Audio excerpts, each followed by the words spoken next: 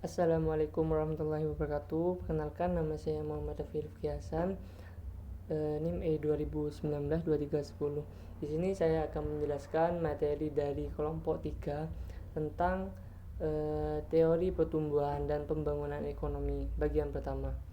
Langsung saja, teori ekonomi linier, tentang teori ekonomi linier.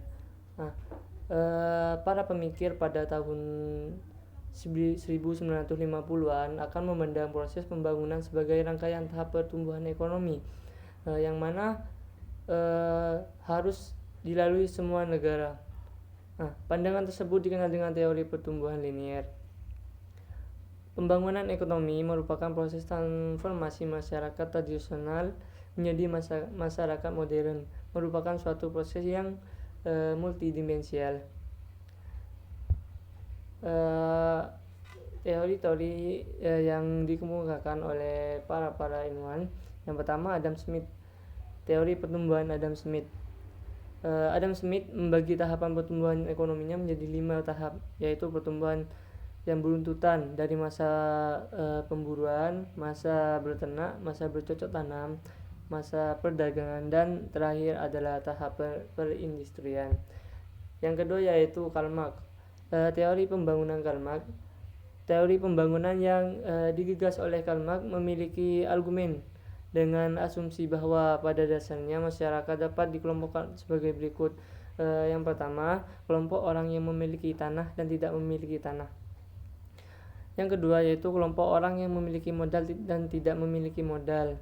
Nah, asumsi Karl Marx ini disebut didasarkan perbedaan kelas dan konflik yang terjadi di masyarakat, sehingga menimbulkan konflik kepentingan antara kelompok kelas di masyarakat.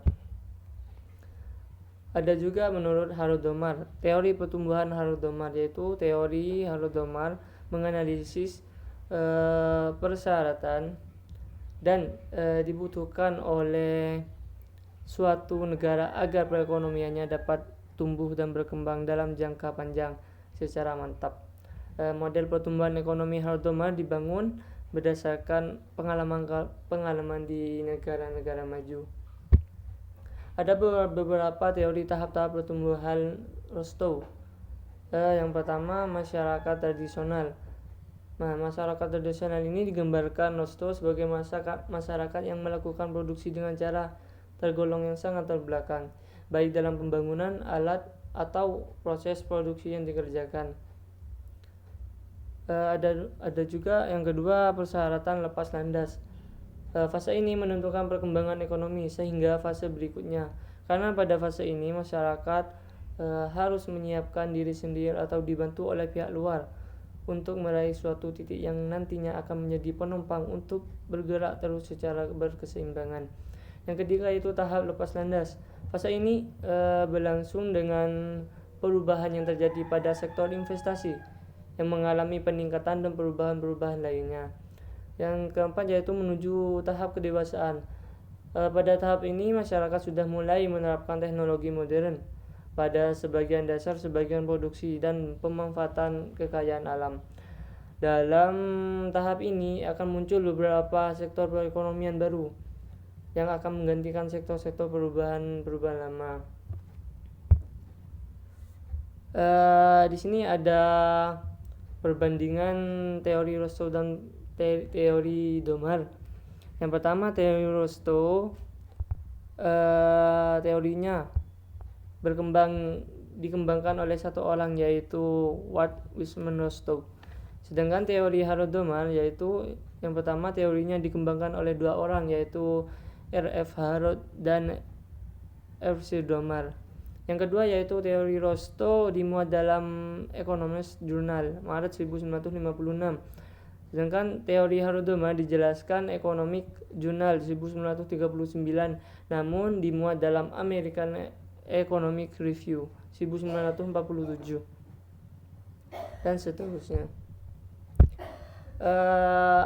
Ada juga teori perubahan struktural. Yang pertama yaitu teori dualisme sosial. Book memperkenalkan istilah dualisme sosial dengan asumsi bukan suatu hal yang mustahil Di tengah kehidupan masyarakat berlaku dua macam sistem yang amat berlainan. Keduanya saling berdampingan walaupun tidak dapat mempengaruhi suatu sama lain.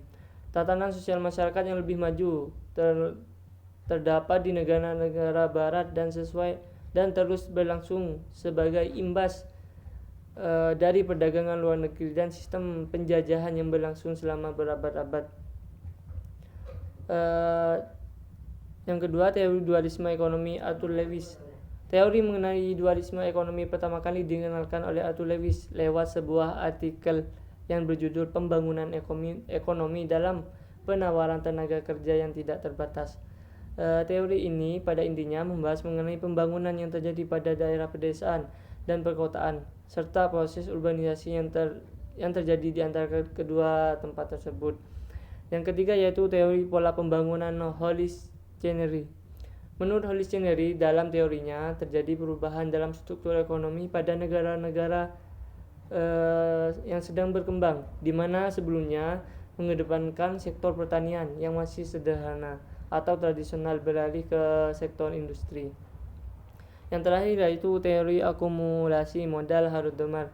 Teori Harrod-Domar dikembangkan oleh Roy F. Harrod dari Oxford University dan Avery Domar dari MIT. Baik Harrod-Domar maupun Domar mengungkapkan teorinya masing-masing pada kurun waktu yang berbeda. Akan tetapi inti pemikiran keduanya sama, maka dikenal dengan teori Harrod-Domar. Sekian mungkin dari presentasi dari saya bagian pertama. Kurang lebihnya mohon maaf. Assalamualaikum warahmatullahi wabarakatuh.